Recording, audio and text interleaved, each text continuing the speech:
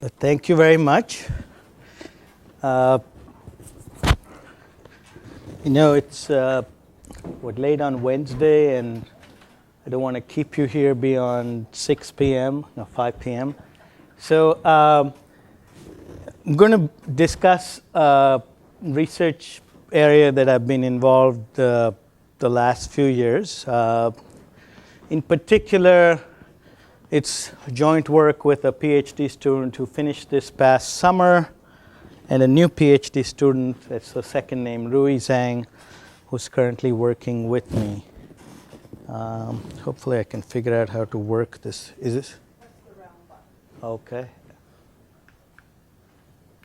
Okay, we'll just use this. Okay.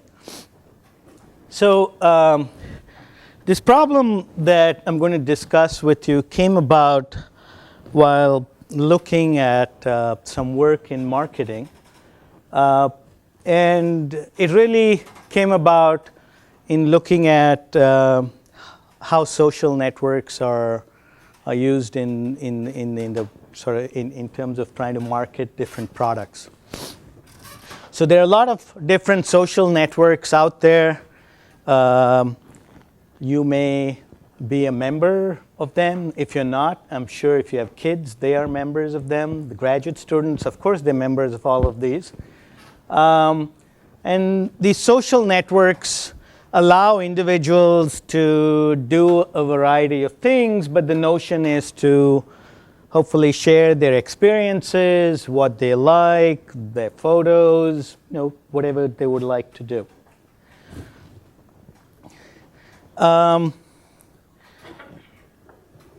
Now, there are many different products out there, and some products are very affected by the types of interactions between people in a social network. So let me give you a couple of different examples. AT&T or Verizon, they have these phone plans where if you call people within the network, they might not charge you. Or I think AT&T has something called friends and family. If there are people who are identified as friends and family, a certain number of phone numbers, you don't pay for those calls. So in making a decision about which phone company or which phone plan to choose, you might be influenced by what your friends, what phone plans they have, or what phone network they're on. Another example is Skype. So there are many different kinds of video conferencing packages, MSN Messenger, Skype.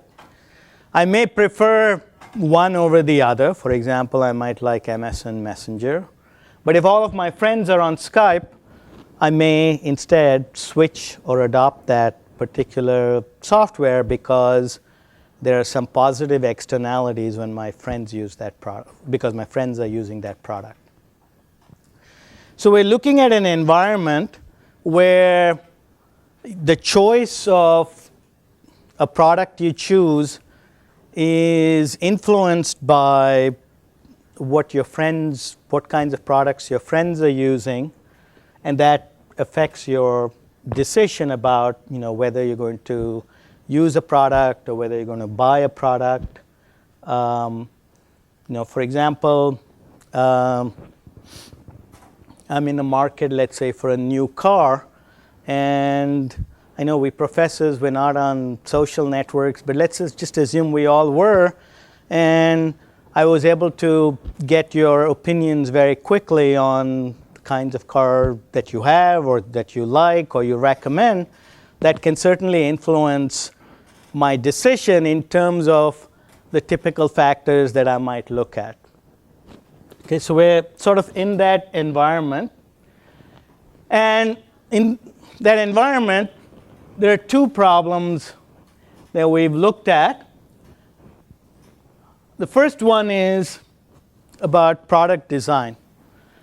If we go with this hypothesis that people's product choices are affected by their choices of their peers or people in their social network, how can I use this information to better design products that will lead to a larger market share?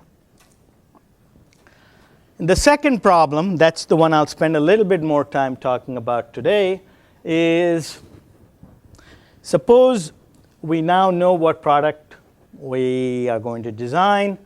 We know what market share we'd like to achieve.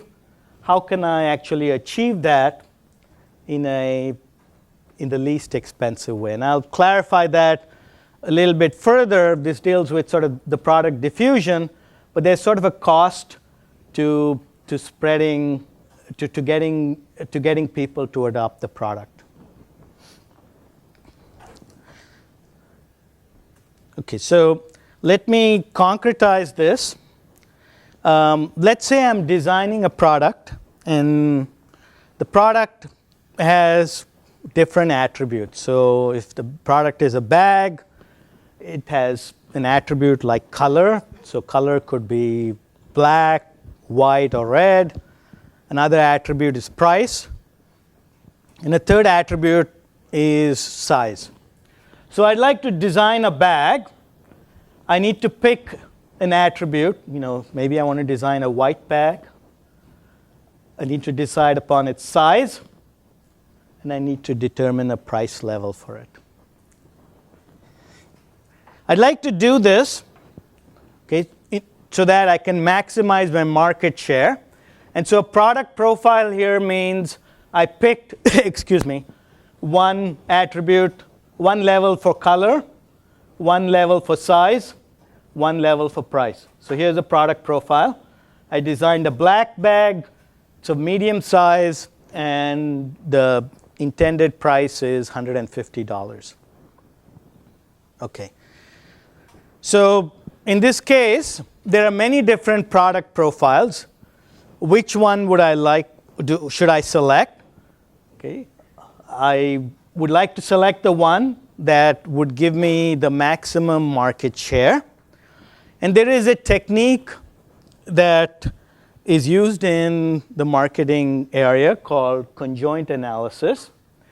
What it does is it asks individuals in a target market to make pairwise comparisons of hypothetical products.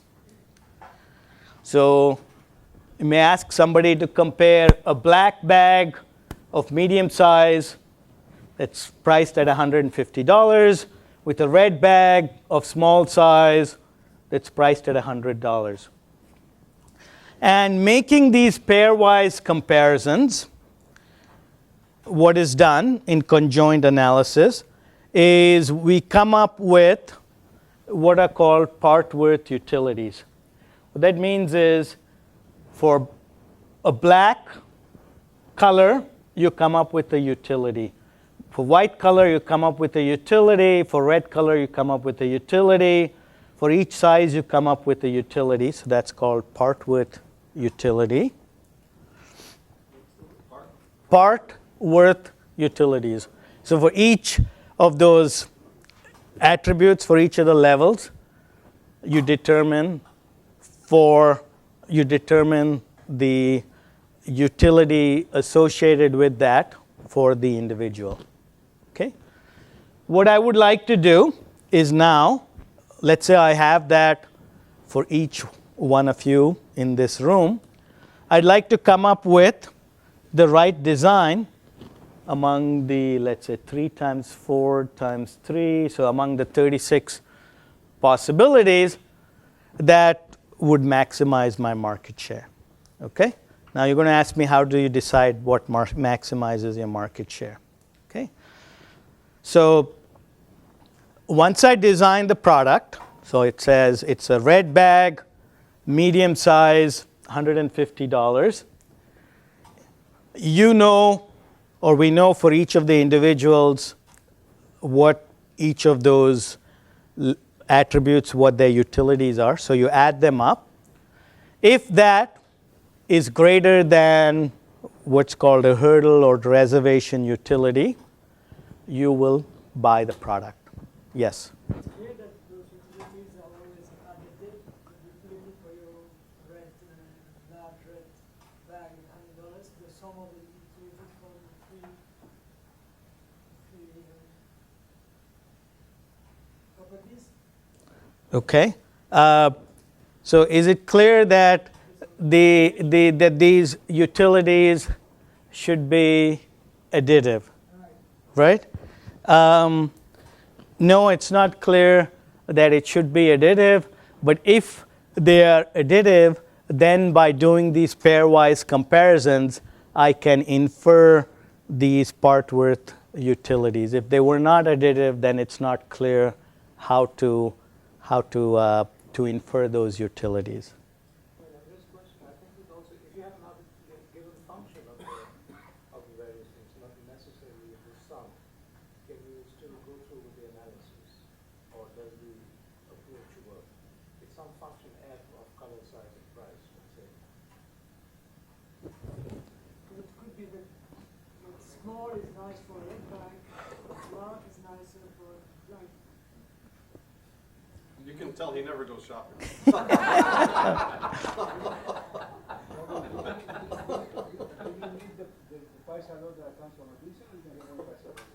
Sorry? I think you can do any partial order, then you get the partial order from the diesel, right?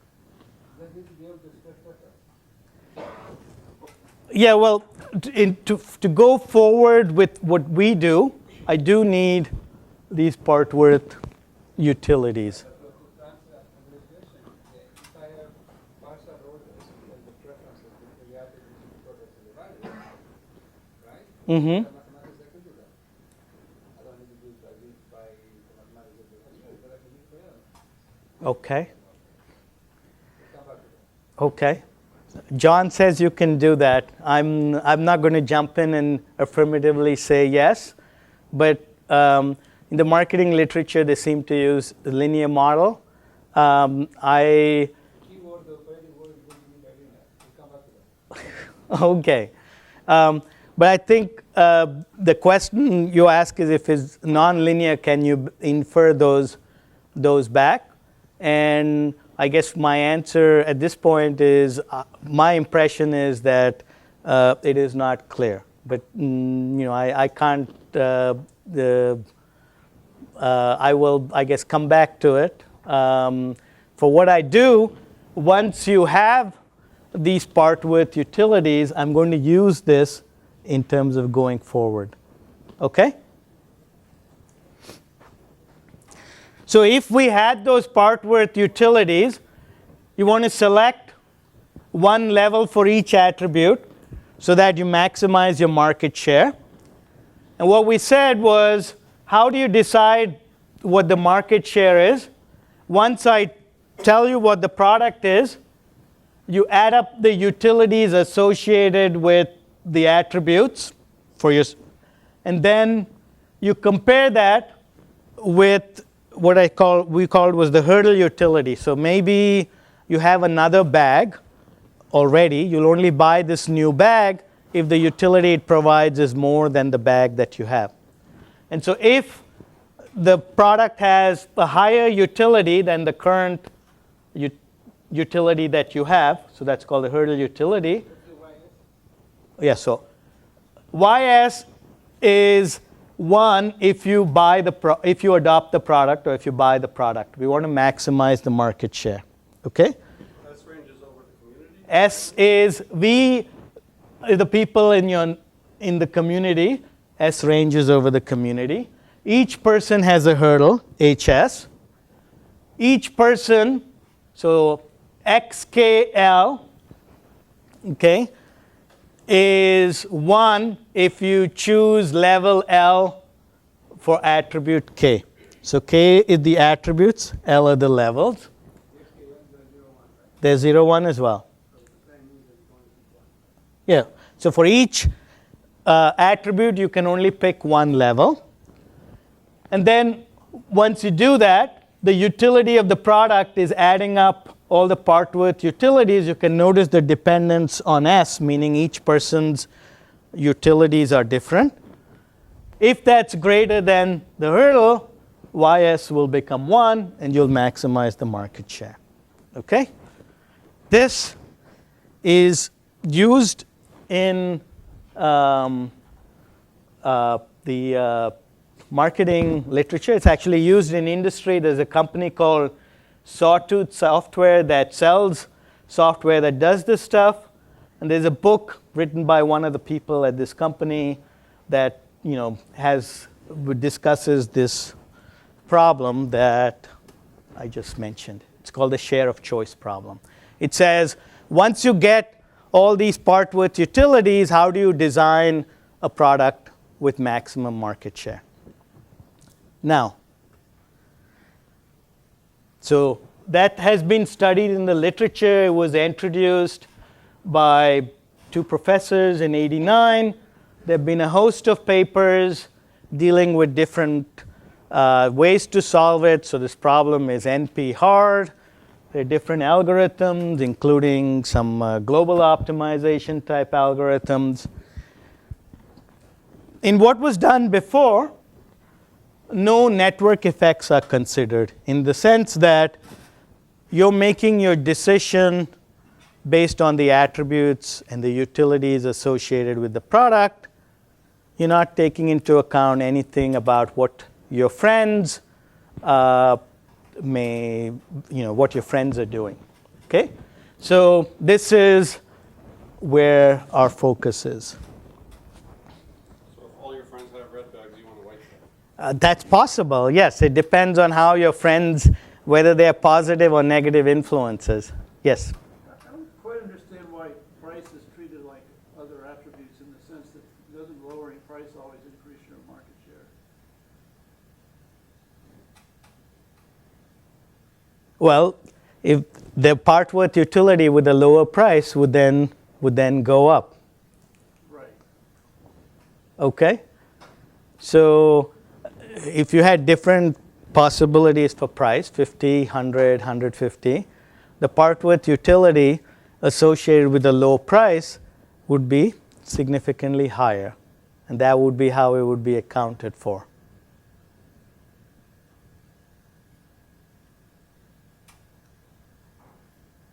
So you're right, the lower price, you'd expect that to be more valuable to you. That's why the utility of a lower price would be higher. Okay, so that's how it's accounted for.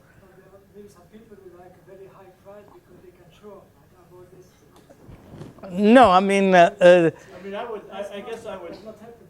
I would think you would have another analysis that, I don't know, would somehow worry about maximizing profit or revenue or something. okay, so there are two schools of thought. Some people do this and they don't include price as an attribute, and they do the conjoint analysis. But then if you ask marketing people, well, what about price? They say, well, price is an attribute as well, included in your conjoint analysis. Yeah, I know it's put in there, but I mean, and I understand how that would compare one versus the other, and one might be less price sensitive than the other, but then I think in the end, somehow you'd want to worry about maximizing profit or something. But anyway. Okay. So what we are going to try and do is we're going to try and capture this concept that if I have friends who purchase a product that influences me, or it gives me some kind of, I'll say, positive utility, but if it has negative utility, you can certainly put it into this model. Okay? And the question is, how do I model that? Okay? So right now, and a product has 50 units of utility when I add up all these part width utilities. My hurdle is 65, so I'm not going to buy this product. But when my friends buy the product, I have some kind of there's some positive effect. And so it says, my friend, neighbor 1 bought the product.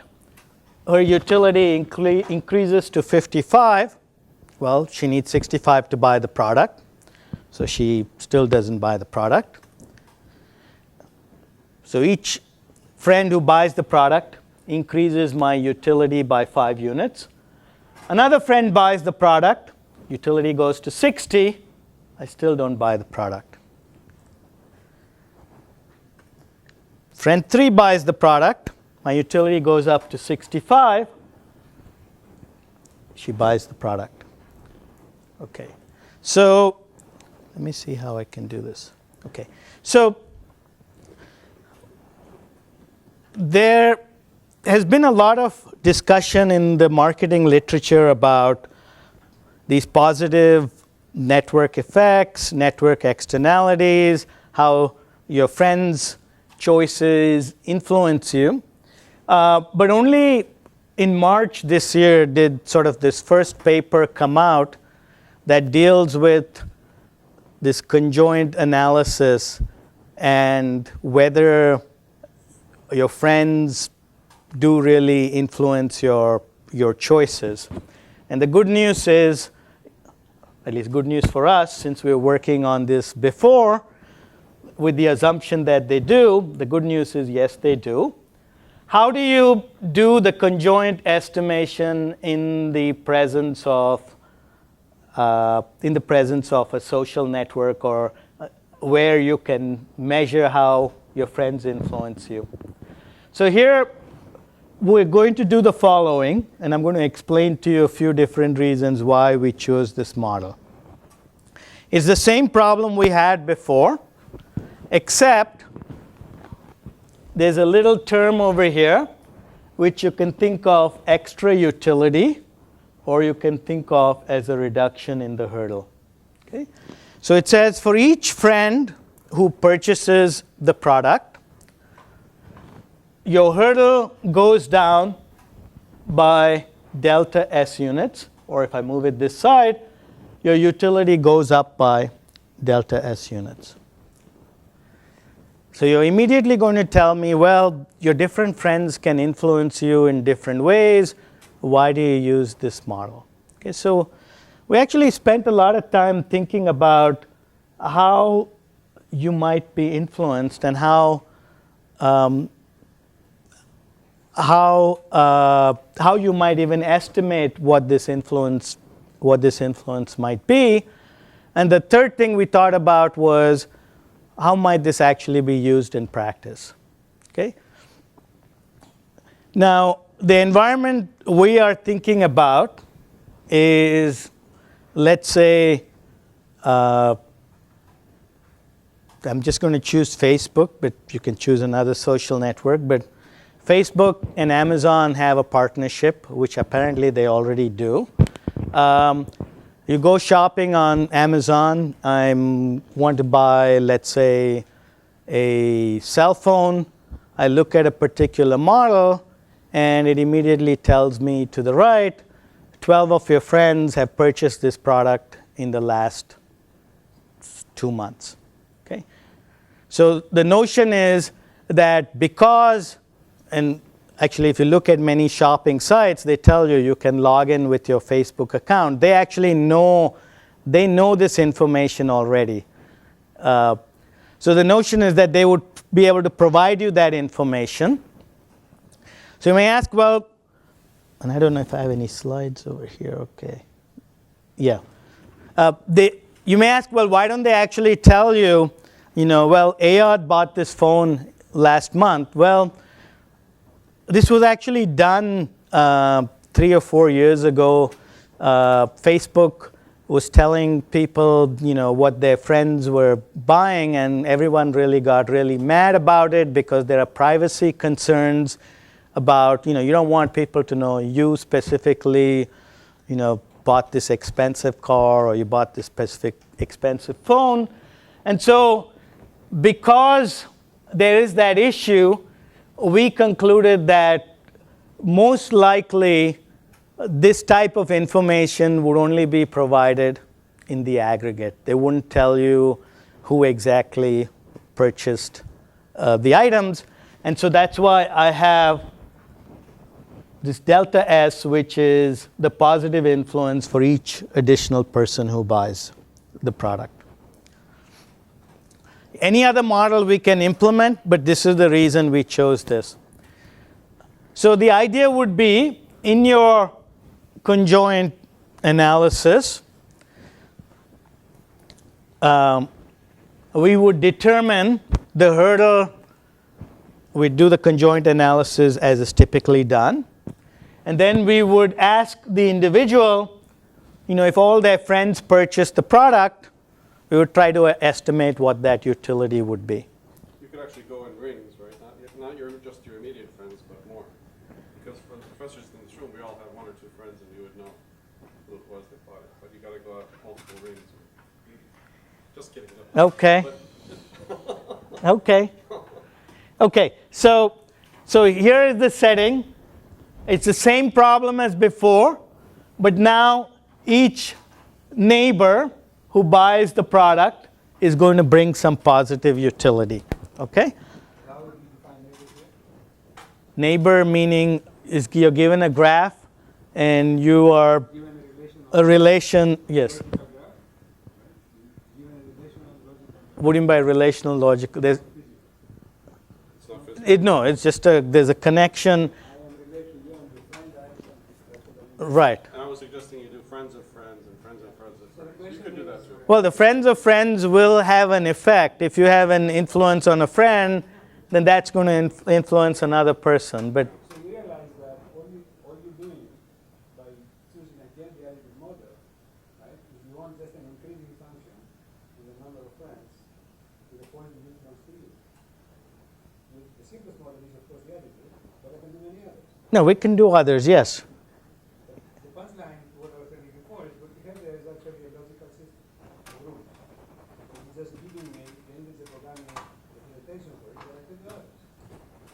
Certainly. And those others can be dominated. Okay. Okay, so as I said before, this is already going on. When you log in with Facebook, you are giving that website information about who your friends are. If your friends log in with Facebook, they know a lot more about you than you realize. We talked about having different influences, and I told you the reason we didn't do that is because of privacy concerns, but certainly we can also model that in this framework. Okay, so what I'd like to do, I haven't got to the topic of my talk yet, so I better move a little faster. I want to show you a little example of why I care about these network effects. So here's a product with a single attribute. It's got two levels, level 1 and level 2. Person 1 has 200 units of utility from level 1 and 280 units of utility from level 2. So those are those part-worth utilities. This says each neighbor who buys the product gives me 20 units of utility. That's what that delta S is. If I was in the environment where I didn't look at network effects, so I solved this chair of choice problem as is traditionally done in the marketing world, it would say design, I think I have my answer in the next slide. Design the product with level 2. Choose level 1.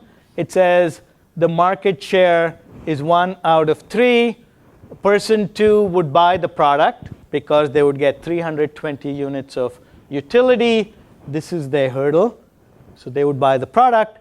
Person 2 and person 3 would not buy the product. Why?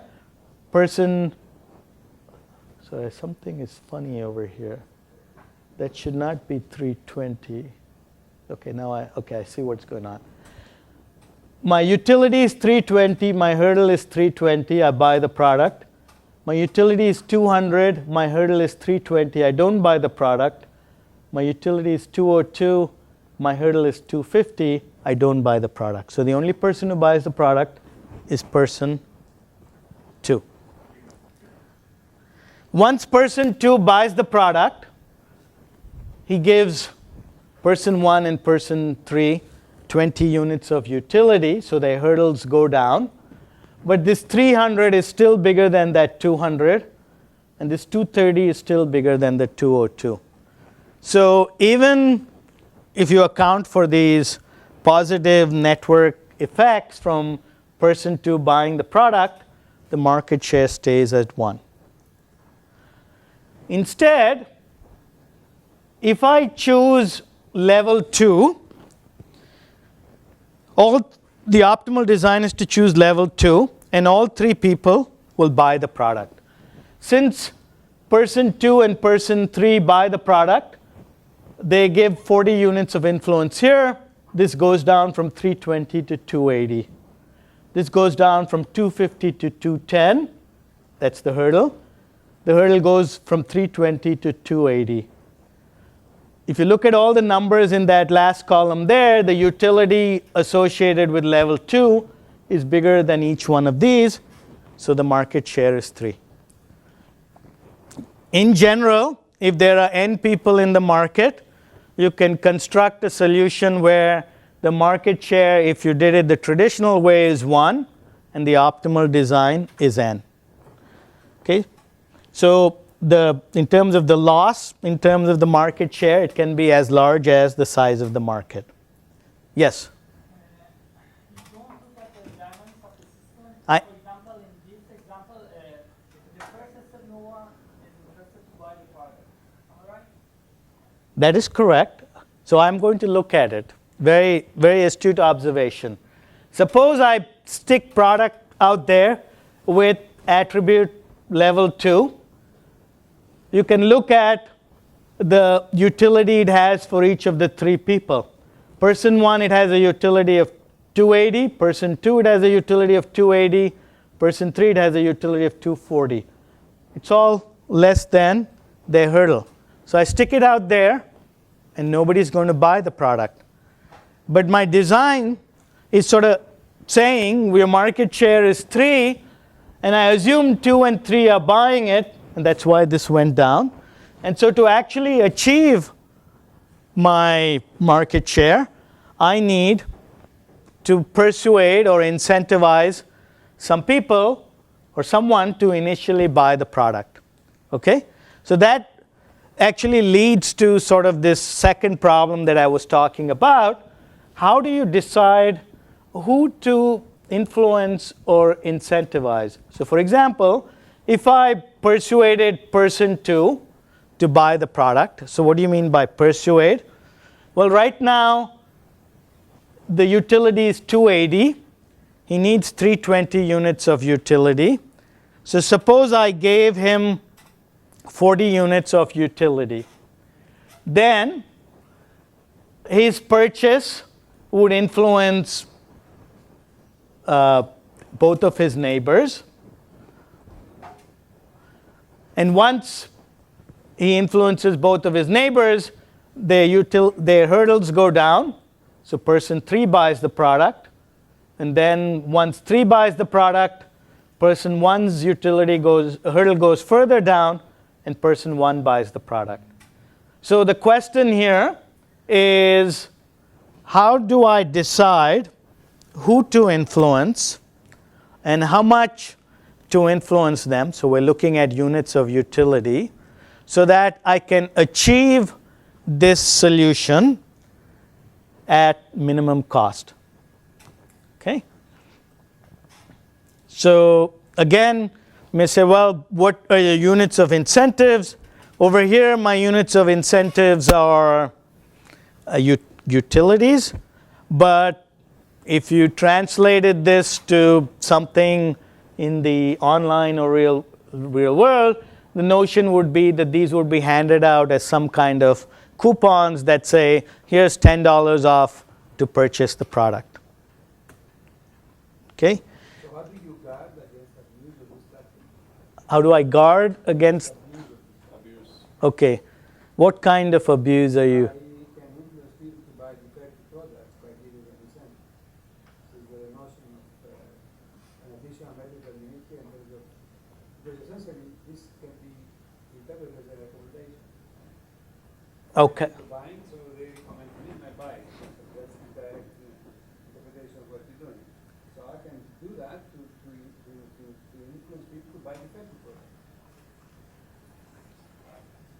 Are you assuming that people have utilities for defective products?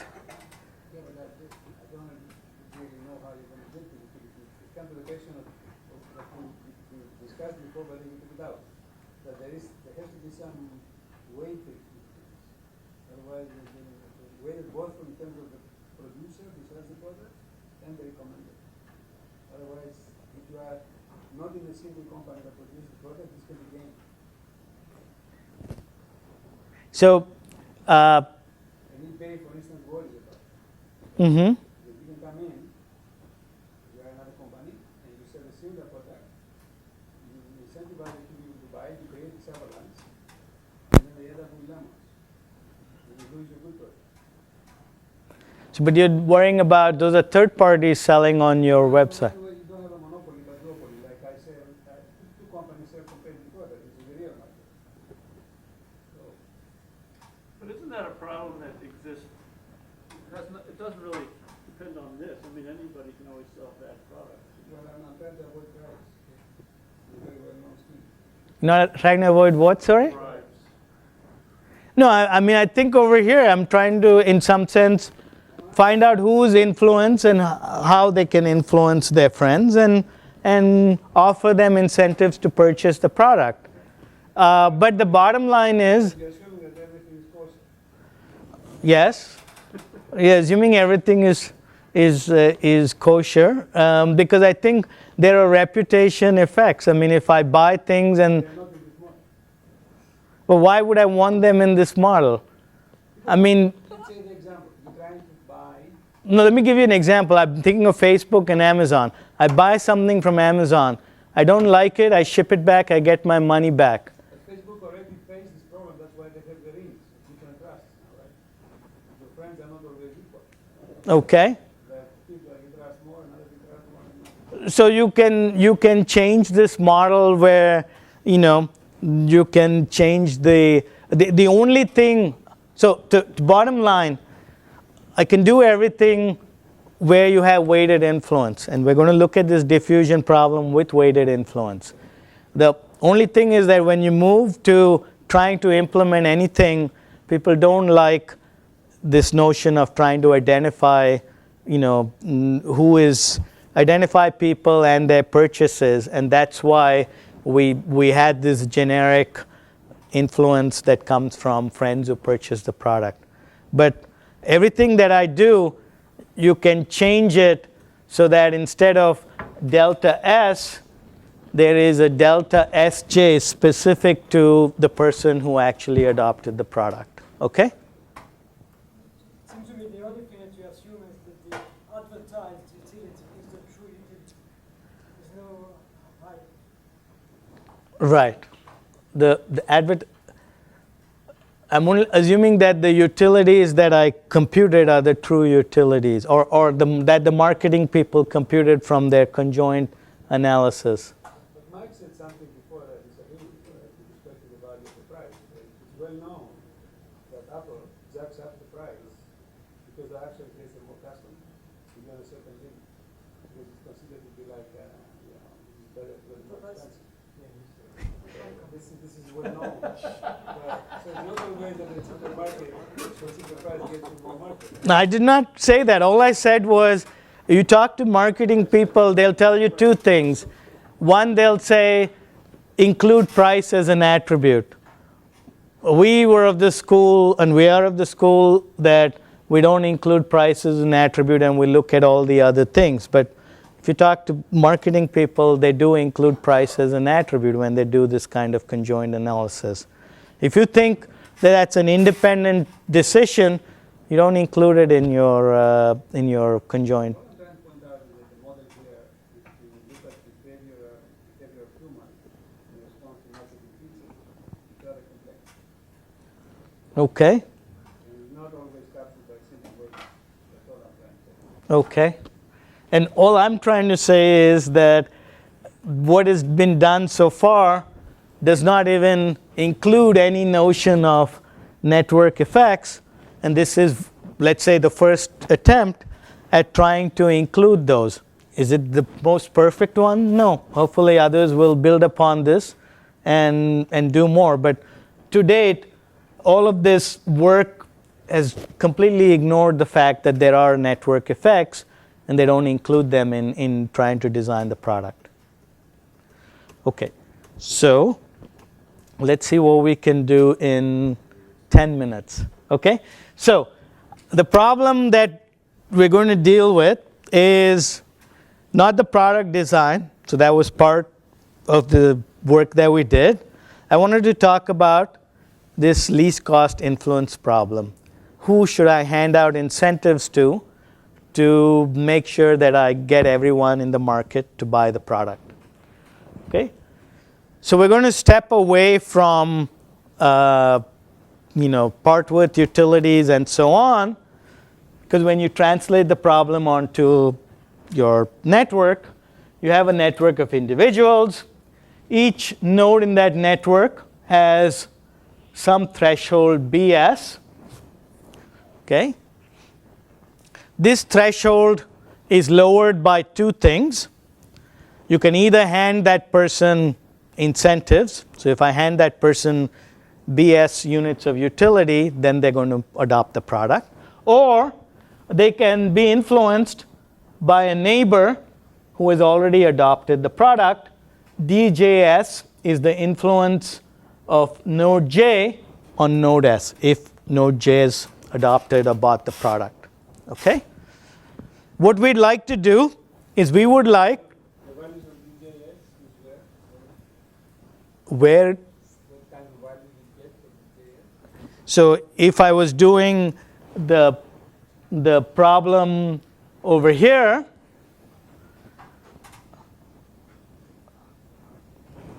the DJS would be the influence of this person on the other one. It would be 20. Integer or fraction? Boolean or real? Real. Real number. Okay. They're integers in, yeah, so. Yeah? They're rational numbers. Okay? So they're not 0, 1. They're not 0, 1. Okay. So what we'd like to do is figure out who to give incentives to and how much so that all of the nodes in the network adopt the product.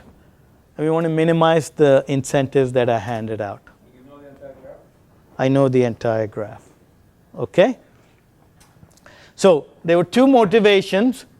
Originally, it came from the problem that I just explained to you. I've designed the product. Now I want everyone who was going to supposedly buy it to actually buy it. So that dealt with the product diffusion. It turns out you can also think of this problem with some appropriate modeling and the epidemiology setting, where there are different people who are sick on a network, and now the influence is sort of the probability that I might infect you. And what we'd like to do is everyone has a risk level. I'd like to treat people in the network so that I bring the risk level down, so that I bring the risk level down below a certain threshold, and so the disease won't spread. Okay, so there's a little bit of work, but this problem in epidemiology can be translated exactly to this one. And so here, instead, you're trying to figure out how much to treat each node or a subset of nodes so that you stop the spread of the disease. Okay. So a few things. There's one very notable paper in the computer science literature called the K-max influence problem. So it looks at a very similar setting, but instead of this notion of handing out incentives, in that setting you actually hand out the product. So you're trying to find K people to give the product to, and they influence their neighbors, and you'd like the diffusion to reach right. So you'd like to figure out which K people to give the product to maximize the influence of the product. In our case, we'd like the diffusion to reach the whole population, and then we're giving out incentives as opposed to handing out the entire product. Okay, so let me just briefly tell you about some results rather than go over all of these different the different things I had. First, you can model this problem as an integer program. The thing that we do is we add a time dimension, because there's this notion that once you adopt the product, you influence your neighbors. So rather than going over this model, the important thing to note is there is a time dimension. Okay? So if there are 500 people in the network, then this becomes a very large model because you have a time index, and it is impossible to solve. Do you care about time by distributing to everybody? Well, the time is an artificial construct. But I mean, imagine I do the following game. I seed one person, and I keep iterating, so there is a dynamic going on.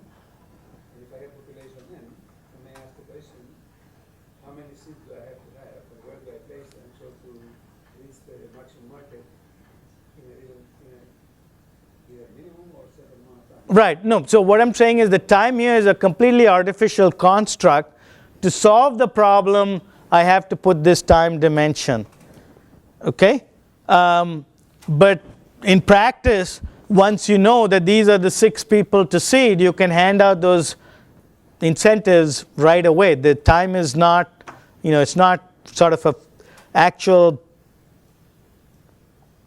associated with there's no actual notion of time. It's because once I buy the product, then it influences my neighbor. I have to keep some kind of, in my model, I need some kind of notion of. So I don't understand that.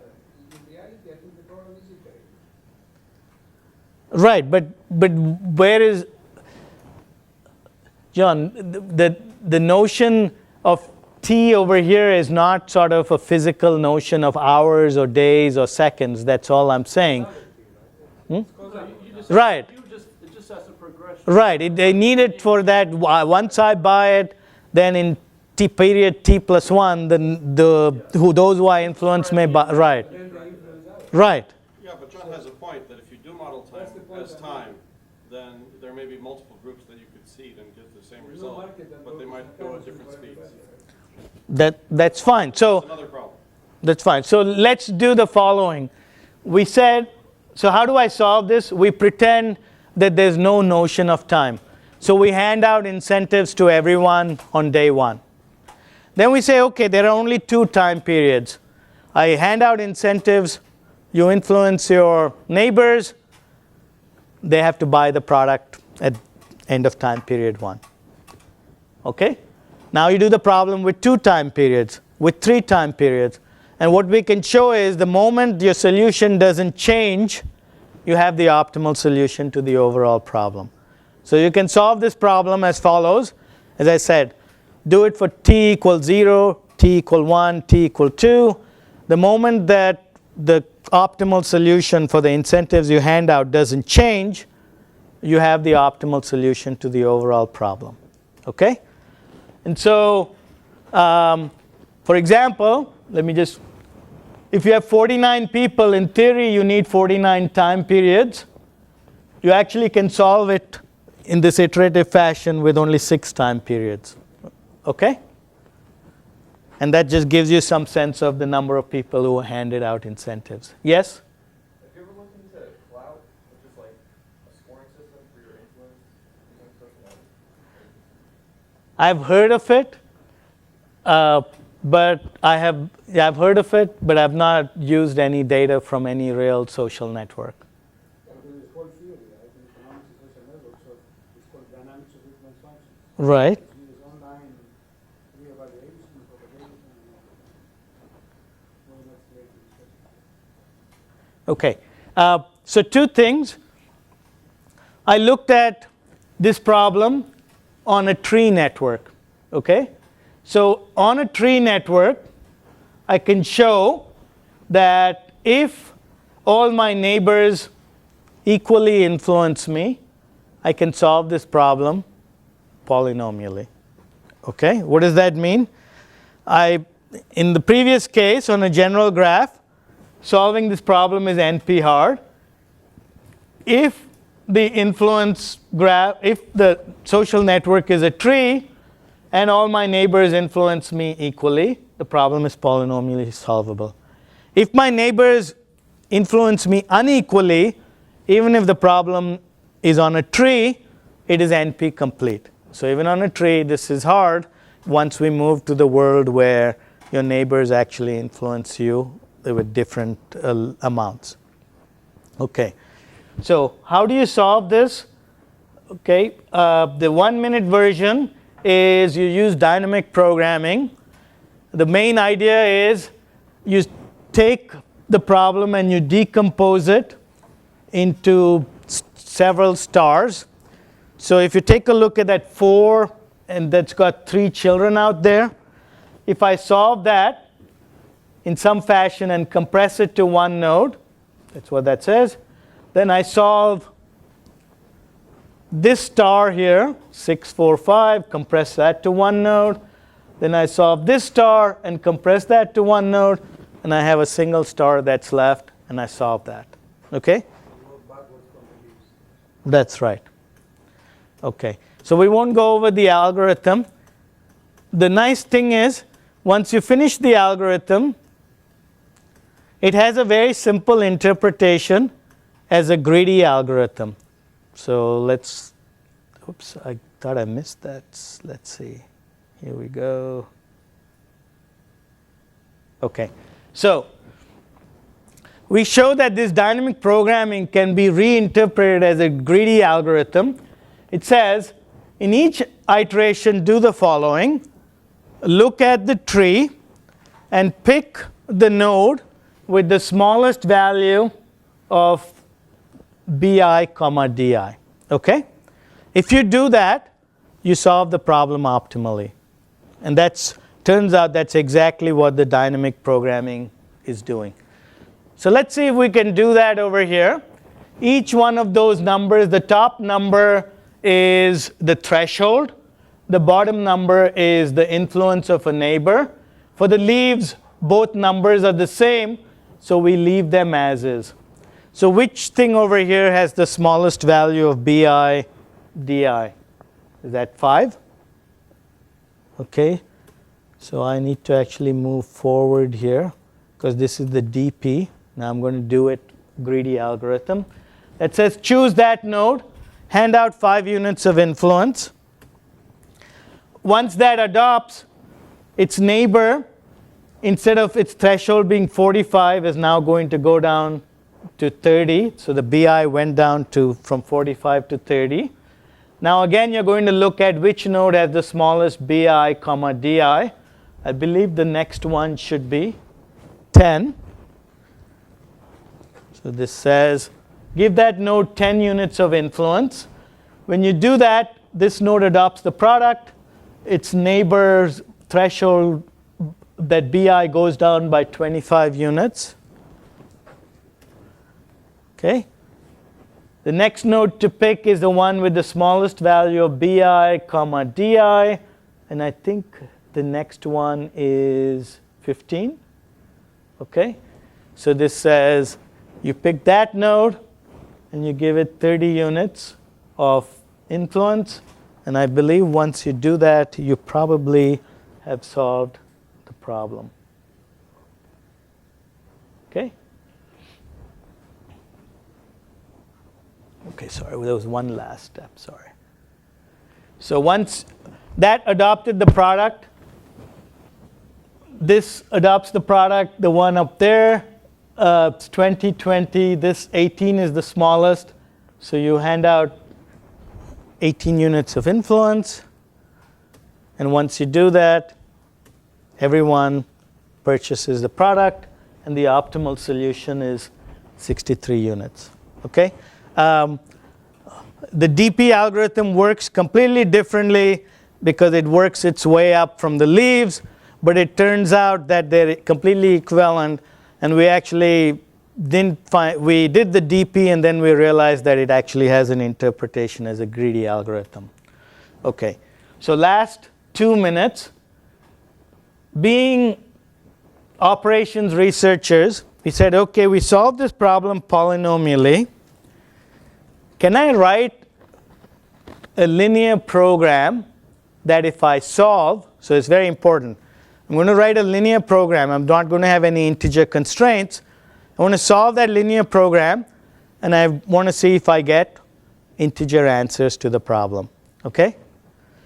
Now you may say, why do you really care about it? You already solved the problem.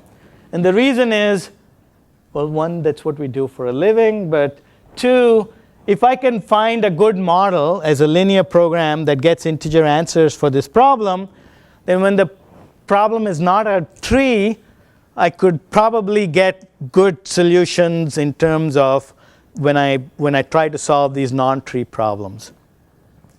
So the good news is with Rui Zhang, we figured out how to come up with a linear program that will give me integer solutions.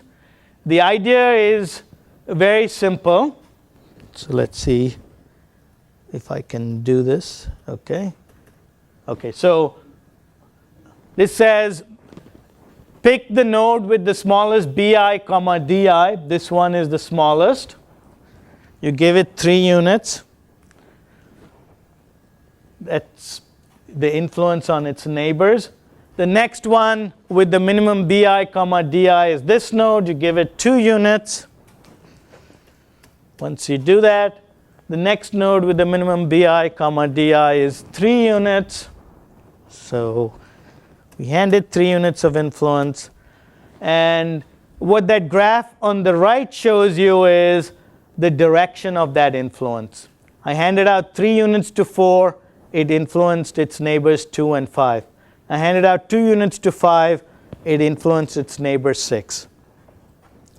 So our model takes that cost and allocates it on the arcs, and also uses this notion that there is a direction to this influence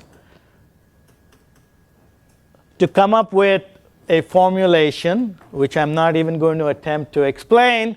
But the long and the short is, once you write this formulation out, you can show that the constraint matrix is totally unimodular. So if you take out this 0, 1 constraint, you can solve the problem with the LP relaxation. No, this is only true for a tree.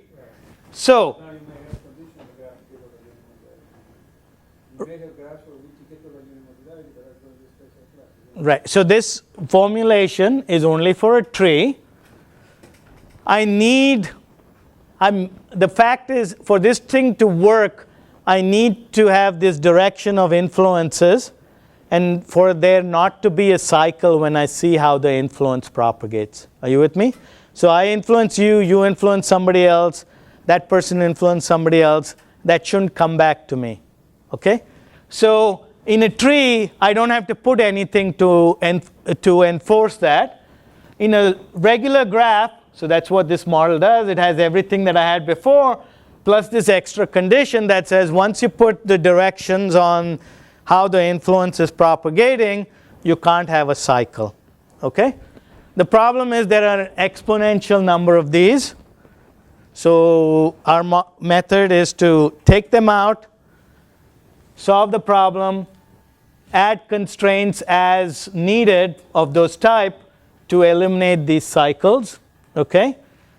And I have some brief experimental results here, but basically for nodes up to 200 nodes, I hope Rui is here. I thought I saw him.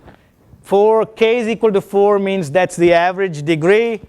I'm not sure what beta is. It's something that deals with this Watts-Strogatz model, I think.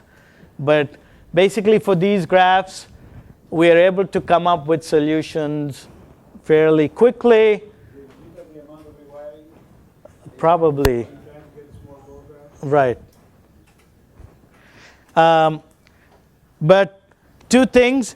If we didn't use the model that we used here, but sort of a more natural model, it takes hours to solve this problem. But with this model that we had and this branch and cut method, it takes about, let's see, 45 seconds. Okay? I will just say that this is work that we're continuing to do. We want to look at things where the social network is time dependent. We want to look at heuristics for that influence problem. We've tried different things, but we really haven't found anything that works well. And we, besides the tree, for example, on the cycle, we think so besides the tree, we want to find other cases that are polynomially solvable. These are some examples. We think cycles and two trees are avenues to do that. So I'll stop here so that I'm only 5 minutes over time. Thank you very much.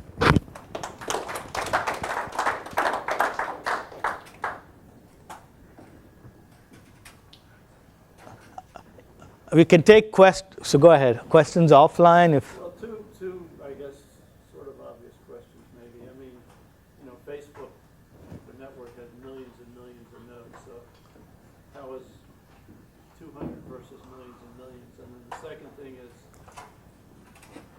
do people know these influence all this data you need? I mean, is that... Okay, so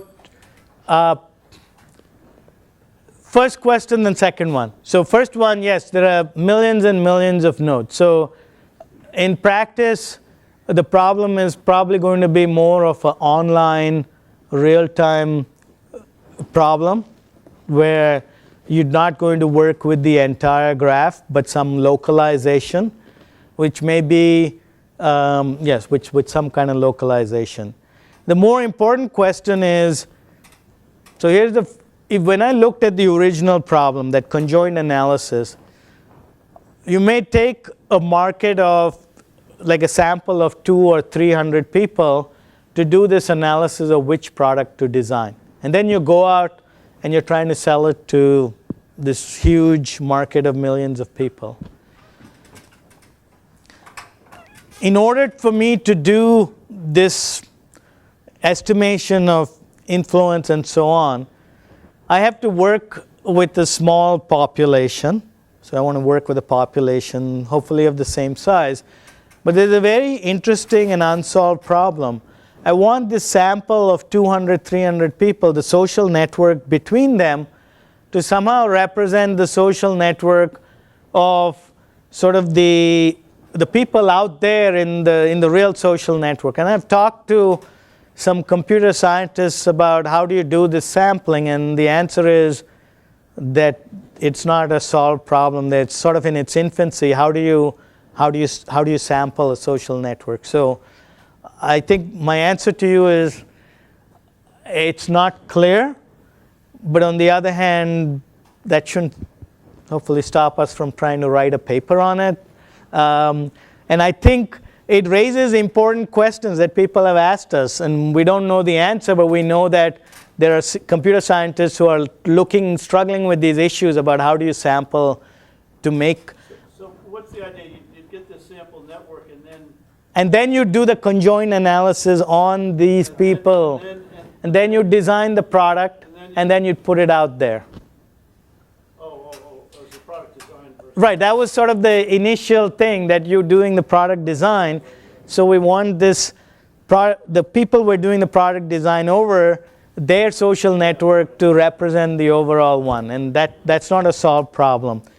And I think the other one is a general one in the real world context. Let's say there's something out there and you have this ability to influence people.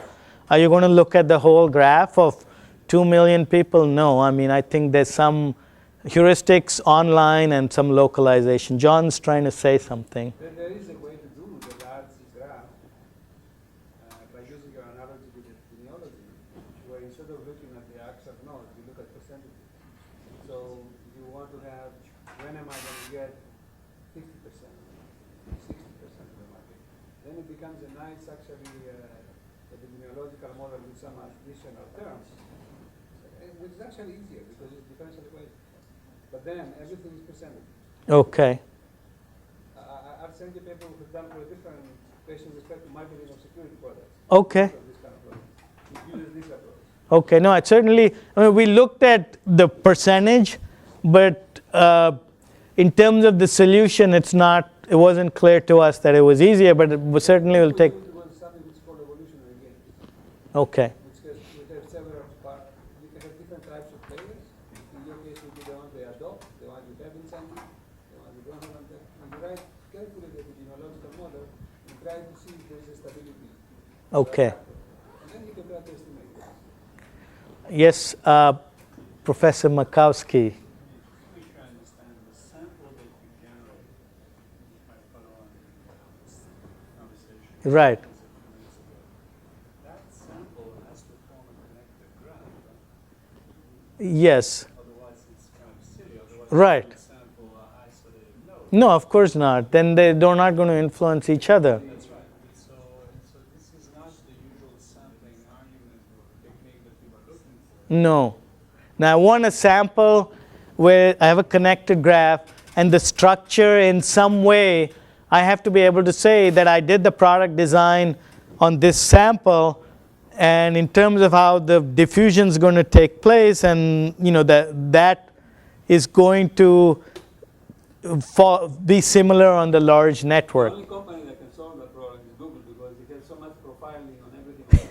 They can actually get us some sampling. You could have, for example, as a kind of preliminary approach, you could have a random walker, for example. Actually, that's a good point. You know this result that you can actually find the influence sets by finding the nodes, the set of nodes that influence the others Okay. by some sort of social metric criteria in terms of cycles and other things from algebraic graph theory, and then you start from this point, you do a random walk, and from each follower, or from each person who gets the influence, and the first guy they find in a random walk, they call the person that influences them. You can put influences that way. Okay. This comes from economics. From, Okay. Who buys the stock and who does what, and so on and so forth. Okay. Maybe one last question. In the actual graph, you draw the neighborhood structure. So in the actual graph, with all the people, you know the neighborhood structure. But when you're sampling, how do you define the neighborhood structure? When So- you're sampling and you get... I did not solve that problem. I said that what you want is a sample of individuals and relationships between them, which are somewhat representative of the overall social network that you're going to do this product design for. Okay? But I don't know how to do the sampling. You have to define topologically what you mean by representing. That is correct. Similar degree, You have to have a similarity metric or some measure between the nodes. of course, and you have to be able to argue that that similarity metric will make, I can do the product design here and it will be valid. Some work that you have done for Groupon for this. Okay. Uses the simplistic similarity method with this cosine thing. You have a profile vector or something else, and you try to identify people that they are similar according to the cosine measure of their probabilities, right? And then they build a network like that. But they don't address the question of which sample I need to be able to infer. That's actually a very difficult problem. Okay, now I think my chair or host left, so I will declare the seminar closed. If you have questions, you can ask me afterwards. Let's thank the speaker. Thank you.